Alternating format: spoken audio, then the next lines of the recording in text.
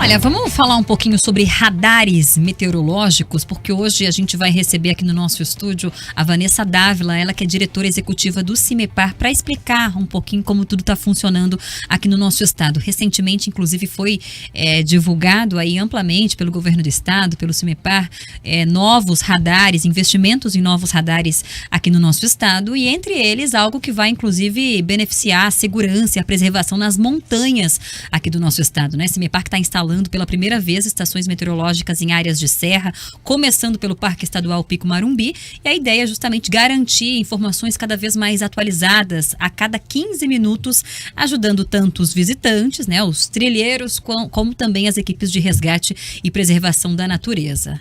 Portanto, aqui com a gente nos nossos estúdios, Vanessa Dávila, diretora executiva do CIMEPAR, que vai explicar um pouquinho sobre como é que funcionam os nossos radares hoje, radares meteorológicos que fazem com que a gente tenha cada vez mais esse entendimento em relação ao que vem por aí quando a gente fala em instabilidades, chuva, queda de granizo aqui no nosso estado. Primeiro, bem-vinda, agradecer a sua participação aqui com a gente, Vanessa.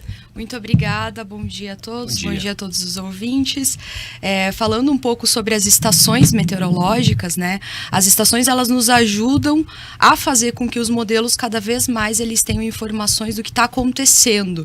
Então, para previsão, a gente também precisa de uma rede grande de estações para que elas sejam como se fosse o combustível para os modelos meteorológicos. Então, essas estações em pontos diferentes do estado, em alturas diferentes, elas também são de extrema importância para que a gente vá cada vez mais atualizando a nossa modelagem, inserindo novas informações, além de tudo, deixando a população também mais a par do que está acontecendo nessas áreas, né? Então tem muitos montanhistas, a gente sabe que tem muito acesso ao nosso site, todos os dias é um dos sites mais acessados, e ter essas informações disponíveis para a população também é um grande ganho, né, em termos de informação de utilidade pública. E trazendo um pouquinho essa questão do lugar, até mesmo que você está citando essas áreas mais montanhosas, de serra, ali a gente citou o Parque Estadual Pico Marumbi, por que ele escolhido justamente para essa implantação?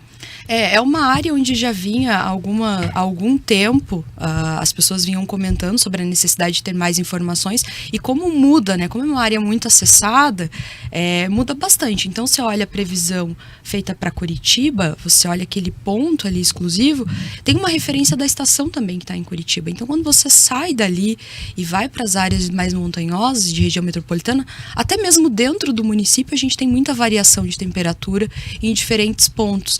Então, foi uma iniciativa super bacana, assim, e acredito que vai fazer bastante diferença para quem usa essa informação e quer se planejar para fazer algum tipo de atividade. Mas aí tem que subir o Pico Marumbi, já esteve por lá algumas vezes, Vanessa, eu ainda confesso, desde o meu retorno, uma década se passou, Ana Vaz. E não é, João, por que você não gosta? Não, acho super legal esse contato com a natureza, etc. Né? Faz atividade, é bom que você alia duas coisas, né? Total, mas, né? Eu deixo para os aventureiros, só João. Precisava combinar uma folga aqui, né? Alô, chefe, me dá uma folga aí para poder ir lá. Ainda não tive a oportunidade, aí, viu? Mas a nossa equipe esteve lá na última semana e eles falaram, olha, é um local com acesso, é um acesso um pouco mais difícil, né? Então... E até mesmo para as equipes de resgate, né? Quando acontece alguma ocorrência, enfim, por lá. Sim. Então, para estudar assim, a gente vai subir mais. Então, é algo que a gente precisa estudar, porque precisa fazer manutenção nessas estações. As nossas estações meteorológicas que compõem a nossa rede, hoje são mais de 110 estações, entre meteorológica e hidrológica. Elas têm um padrão que é da Organização Mundial Meteorológica. Então, para ter esse padrão, você precisa colocar ela numa área específica, onde não tem interferência, e você precisa fazer manutenção ali de 3 em 3 meses ou 4 em 4 meses. Então, quando a gente coloca uma estação numa área de difícil acesso, a gente também precisa pensar que é um equipamento de altíssimo custo, né? E que vai precisar ter essa manutenção, tanto de gramado quanto de próprio equipamento, porque parou de transmitir, a gente tem uma equipe que é acionada imediatamente aí para campo. Então, tem todo o tempo de deslocamento e também de fazer manutenção nesse equipamento. Então, não é só a gente colocar a estação, né? A gente precisa cuidar dela. Assim como toda a nossa rede, que já tem vai fazer 30 anos de dados, né, compondo o que a gente chama de uma série climatológica, elas demandam de cuidado e dedicação ali para que não parem de funcionar. Ana Vaz, é algo que eu sei, que você sabe, eu também sei, mas você ouvinte, você que está no carro, muitas vezes quando fala assim, como é que está o clima hoje? Já vamos falar de novo dessa história, porque existe uma diferença entre tempo e clima. Tanto que me irrita quando falam. Todo mundo fala, como é que tá o clima? Amigão, amanhã o clima vai mudar. Amanhã não vai mudar o clima. O clima não muda assim de um dia para o outro, né, Vanessa? E essa confusão é natural. Sim, que muitas super. pessoas... E tá tudo certo, mas aquele momento, então, conhecimento para ser adquirido de você que está nos ouvindo e ouvindo diretamente da especialista, a Vanessa Dávila, que é diretora executiva do CIMEPAR, explicando para você a diferença entre tempo e clima. Ainda bem que ela chegou depois da previsão do tempo que eu fiz, né? Porque eu ia me sentir muito pressionada aqui, gente, nessa bancada. Imagina. Antes disso, tem um outro comentário, né? A gente, quando a conversa de elevador e aquela pergunta assim, como tá o clima hoje? Tá chovendo? Será que chove? E pra gente que trabalha no CIMEPAR, é sempre trabalho quando alguém fala isso. Então hoje, ou a gente não responde, ou a gente vai partir para uma resposta mais técnica, explicando. Que então, eu acho interessante, aprendizado, né? Eu gosto, acho interessante. Até os motoristas de aplicativo, eu vou deixar você no CIMEPAR, e aí, chove hoje? Então, voltando à pergunta, tempo. Então, quando a gente fala de tempo, a gente está falando de uma previsão de curto prazo. Até ali uns 15 dias a gente chama de previsão do tempo. Acima disso, a gente já começa a ver uma tendência mais longa. E clima, na verdade, a gente está falando de estações, a gente está falando de prognósticos que eles são mais longos. Para a gente saber separar bem isso, assim, quando eu falo de tempo, eu falo de dias. Hoje, amanhã, depois, daqui uma semana. E quando eu falo de clima, eu falo de estação do ano. Então, se eu vou falar de clima, eu estou falando de primavera, verão. Eu estou falando daqueles grandes fenômenos em termos globais que acabam influenciando as nossas condições climáticas. Por exemplo, El Niño e a Laninha, né? Então, quando a gente está falando de clima, a gente está acompanhando lá no Pacífico se aquela água está aquecendo, se aquela água está resfriando, se ela está dentro da temperatura normal e se isso vai influenciar as nossas próximas estações ou não. Então, o clima é E até trazendo aqueles conceitos de clima tropical, que a gente aprende na própria escola, né? Clima tropical, clima subtropical, acaba abraçando tudo isso, né? Tudo isso. Então, tem o Brasil, ele é imenso, né? Então, quando a gente fala de previsão do tempo, de assertividade, de tudo isso, a gente está falando de um país imenso, onde os modelos, as referências, eles são quase todos europeus. Então, o que a gente faz é trazer para a nossa realidade, que é de um país imenso, com diferentes condições meteorológicas em todo o Brasil, onde, por exemplo, no norte o inverno é chuva, com temperatura de 26 graus, que pra gente, assim, é verão. Aliás, estamos aguardando ansiosos por temperaturas de 26 graus, né? Nossa, estamos mesmo. Mas muito. A minha camiseta já tá separada em casa. Exatamente, mas é um país diverso, assim. Então, onde quando a gente fala de clima, a gente tem que falar de diferentes análises. Então, a previsão para a primavera, a gente tem o El Niño trazendo um comportamento, por exemplo, de maior seca na porção norte do país e fortalecendo a intensificação das chuvas no sul, o que não necessariamente são chuvas regulares. Às vezes a gente pensa, vai chover mais, mas às vezes não é uma chuva que é importante para a agricultura, não é uma chuva que é importante para abastecimento, porque ela é intensa e escoa, e às vezes ela não cumpre aquela função que ela poderia cumprir e ajudar a agricultura e outros setores da economia também. Muito relativo, né? A gente está aqui na capital, inclusive começou ontem, segue até amanhã, a conferência da Mata Atlântica, né? De que maneira o CIMEPAR olha para essas discussões, esses debates voltados à preservação, meio ambiente e o papel, né? A nossa localização e a densa Mata Atlântica que temos, a importância de preservar, porque isso está dentro desse contexto que falamos sobre clima, né? Para que haja manutenção, etc. ali. E até para entender se o CIMEPAR vai ter algum papel também presencial em Belém, na COP30, até para entender a função aí. Estamos bem envolvidos com a Conferência da Mata Atlântica, né? Inclusive um dos apoiadores. É uma iniciativa de extrema importância para que a gente faça as nossas discussões aqui no estado do Paraná, porque o que a gente tem visto é uma abertura muito grande para investimento, inclusive falando da compra dos novos radares, de estações, de aumentar o monitoramento e essa preocupação com o estado que produz muito na agricultura.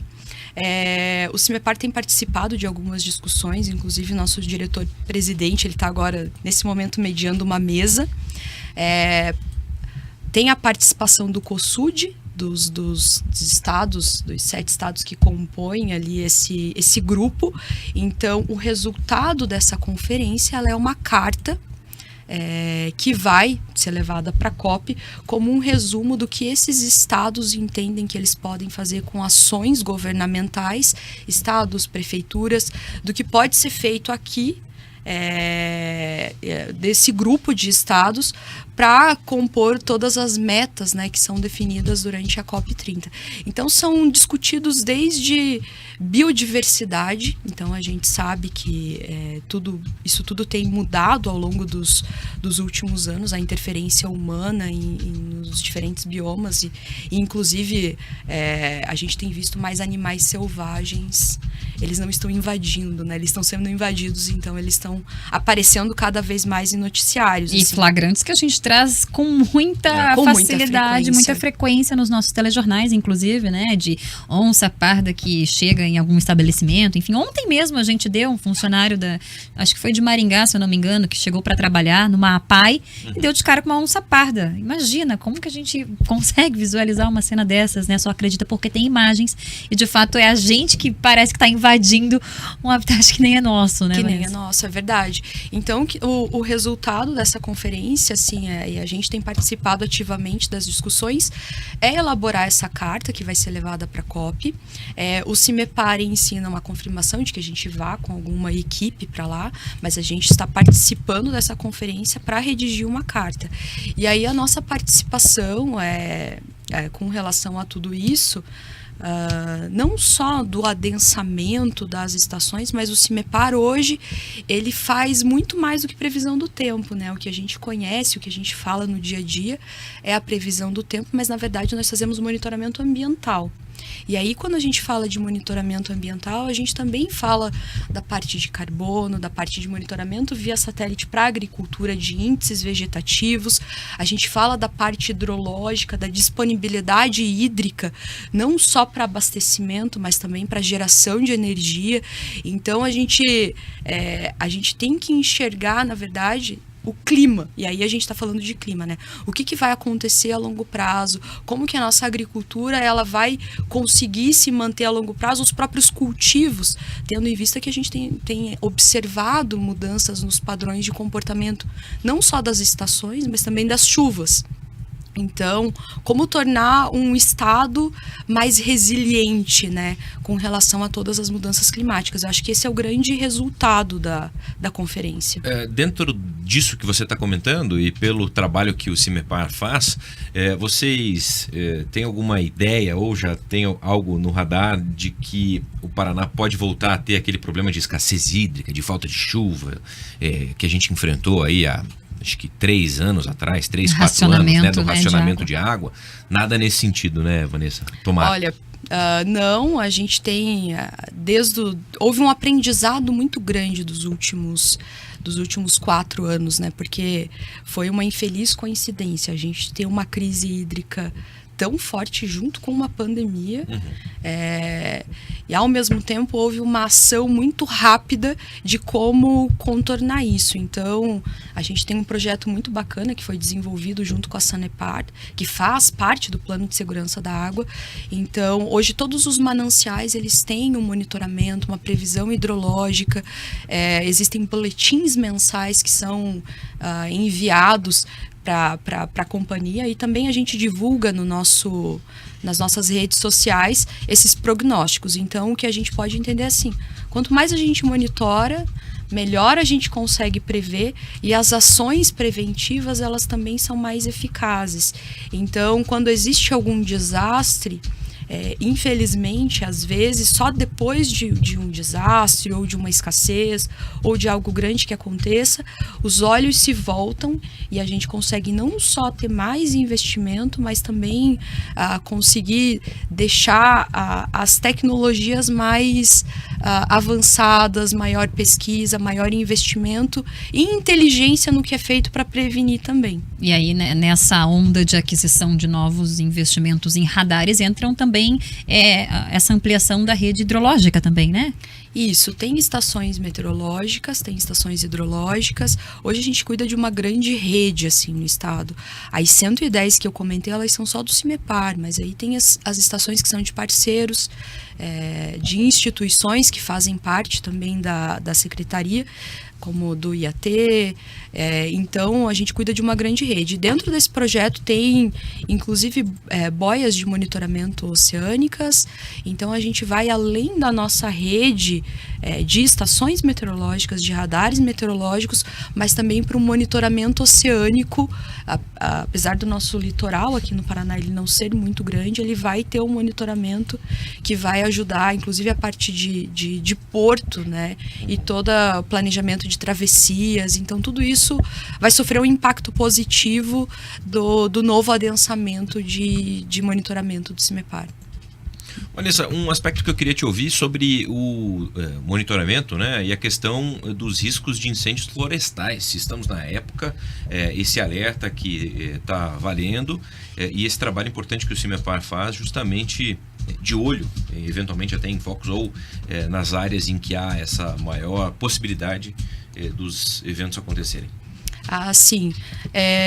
Já foi startado o monitoramento, né? Então, apesar da gente ter chuva aqui nesse momento, a gente acaba não lembrando que já começa a fase de ter problemas com incêndios. A gente tem uma ferramenta que o CIMEPAR desenvolveu, que é o VFogo. Ele monitora não apenas foco de calor a partir de imagem de satélite, mas ele também... A gente também desenvolve indicadores de risco de incêndio. Então, no ano passado, a gente teve uma atividade muito grande, né, aqui não só no estado, mas fora do estado também. E essa ferramenta a gente também disponibiliza ela para parceiros, como o ANS, para monitorar todas as linhas de transmissão, né? Então, às vezes a gente pensa em linha de transmissão, a gente pensa só no que pode acontecer por conta da chuva, mas os focos de incêndio, eles também acabam sendo bem perigosos. O que a gente faz junto à Defesa Civil, ao Corpo de Bombeiros, a gente já tem uma relação muito antiga com eles, de prover todas essas informações. E aí a gente tem um contato direto com eles, assim, Defesa Civil e Bombeiros, e aí eles tomam as iniciativas necessárias. Mas a gente já startou, assim, então já existe essa informação sendo disseminada para os órgãos. Quando a gente tem algo já acontecendo, também a gente divulga não só no nosso site, nas redes sociais, mas esse contato com os órgãos, eles já começam a ser contínuos e diários, né, nos períodos críticos, assim. Inclusive, nos últimos dias, a gente tem quase que todo dia falado de baixa umidade relativa do ar, tempo muito seco, especialmente nas áreas do norte, né? Norte, noroeste, então são cidades que estão sofrendo bastante com isso, né, Vanessa? São as áreas que são mais afetadas e isso afeta a qualidade do ar, isso começa a afetar a agricultura. Então, na verdade, é uma cadeia, né? Quando a gente fala de tempo, de condições climáticas, a gente sabe que a gente não consegue impedi-las. O nosso papel e o que o estado do Paraná tem se destacado muito nisso, é investir em monitoramento e em ações preventivas. Então, a gente entende que essa ferramenta, que é o VFogo, ela é uma ferramenta de auxílio a ações preventivas mesmo. E aí, inclusive, estamos às vésperas de estourar os termômetros aí em algumas regiões do nosso estado. Eu abri aqui 28 graus, que é isso? Vanessa, a região mais quente aqui no Paraná, noroeste e oeste, ali Foz do Iguaçu, Paranavaí, aquela região que, Londrina, naturalmente, são essas cidades aí que registram as temperaturas mais altas, as maiores, né, aqui no estado. Isso, são locais de temperatura muito intensa, e se a gente for fazer um mapa dos locais onde ocorre maior incidência de raios, também acaba sendo nessas regiões, né? Porque a temperatura alta, ela é o combustível das tempestades. Então, a gente tem as frentes frias entrando por ali, sistemas se formando por ali, por conta da disponibilidade de umidade relativa muito alta, e aí são regiões onde também tem bastante tempestade, além das temperaturas serem mais altas, então é normal. Aqui pra gente já tá ficando um pouco mais normal ter temperaturas mais altas, né? Não era tão comum a gente ter temperatura de 32, 33 graus, e agora a gente já tem um pouco mais. Isso também devido ao crescimento da cidade, então tem inúmeros fatores que colaboram para isso, mas lá ainda é a região que é campeã, entre aspas, das temperaturas mais altas. E aí, já dando um spoiler aí para nossa audiência, a gente já tá acompanhando de fato essa chegada aí do veranico, mesmo com esses dias mais chuvosos que a gente tem registrado no comecinho dessa semana. Dá para dizer então que sexta e sábado tendem a ser o pico desse calorão, né? Sim, vai ser muito rápido, então aproveitemos. E por isso não é onda de calor? Essa é a diferença? A onda de calor, ela já é um termo que ela precisa ter uma quantidade de temperatura alta por um determinado tempo de dias para aí a gente configurar uma onda de calor. O que a gente teve a passagem de uma frente fria, então causou toda essa chuva, vai esfriar um pouquinho, e na sequência já vem outra frente, que é normal no inverno a gente ter a inserção das frentes frias mais frequente. E vai esfriar mesmo, né? A gente vai levar um choque térmico de sábado para domingo, domingo com máxima de 15, pelo que eu vi. Exatamente. Nossa. E aí o que a gente tem, assim, com a aproximação da outra frente, que vai trazer essa massa de ar frio ali no domingo, a gente tem um aumento das temperaturas. Então, outra coisa para a gente observar, assim, sempre que a gente tem uma frente fria chegando, a temperatura ela aumenta. A gente tem essa sensação de que a temperatura ela fica maior, fica mais abafado, porque a gente vai ter mais disponibilidade de umidade. É o que vocês chamam de pré-frontal? Pré-frontal é os sisteminhas que acontecem antes da frente. Você tem a frente fria se deslocando, aí essa umidade mais disponível, ela acaba causando pequenas chuvas isoladas, que as pessoas às vezes já acham que é a frente, mas ainda não é. Só que essa observação, assim, é mais de a temperatura estar subindo porque eu tenho uma frente fria se aproximando. E aí a frente fria é chuva. Frente fria provoca chuva. Depois que ela passa, a gente tem a massa de ar frio, que é o frio que faz com que as temperaturas, né, diminuem significativamente quando é inverno. Para fechar, Vanessa, o nosso inverno ele tá mais rigoroso, tá mais intenso do que dos últimos anos? Nós tivemos temperaturas mais baixas, se a gente for comparar aos últimos anos, a gente teve ocorrência de temperaturas mais baixas, assim, uma frequência maior de temperaturas baixas, né? Eu não tenho os dados aqui para confirmar com vocês, assim, o quanto isso ficou com relação a uma média, mas a gente teve esse ano, sim, um inverno. Para as pessoas que falavam que Curitiba não faz mais frio. Para quem pediu, né? Nossa, Exato. Faz tanto tempo que Curitiba não tem aquele frio dos últimos anos. Tá aí, você pediu, você tá tendo esse frio rigoroso. Casaco, bota, tudo foi usado esse ano, não pode ter reclamação. Ai, deixa eu aproveitar o pessoal aqui, a Fernanda, que nos acompanha, a Fernanda Deslandes, que é essa que faz toda a parte de comunicação do CIMEPAR, aproveitou e trouxe pra gente algumas informações, né? A gente falava há pouco do Ver-Fogo, então deu para ver que entre janeiro e agosto de 2025 foram mais de 12.500 focos de calor registrados aqui no nosso estado. Isso tende a continuar dessa forma? Agora quando a gente começa a ter um aquecimento maior da atmosfera, é normal que a gente vá ter mais focos de calor. O foco de calor não necessariamente ele é um incêndio que aconteceu, né? Ele é uma identificação por imagem de satélite de que as temperaturas naqueles locais, elas extrapolam um determinado valor, e aí é onde a gente faz esse cálculo dos índices.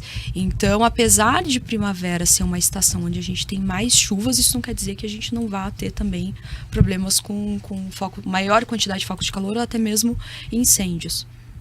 Aí, Vanessa Dávila, diretora executiva do CIMEPAR, conversando com a gente aqui no Pan News Curitiba. Vanessa, obrigado pela disponibilidade, entrevista, sucesso e, claro, seguimos aqui sempre vigilantes e acompanhando também as informações da previsão e todo o trabalho que o CIMEPAR faz, aliás, sendo inclusive referência não só para a região sul do país, mas também quando falamos de meteorologia, claro, em todo o âmbito nacional. Ok, gente, muito obrigada pelo convite. É sempre um prazer a gente esclarecer também algumas coisas e ensinar um pouco mais, que faz parte do nosso papel também aqui no CIMEPAR. E a gente agradece, sem dúvidas. Vanessa Dávila, diretora executiva do CIMEPAR, participando dessa edição do Pan News Curitiba. Agora 11h07.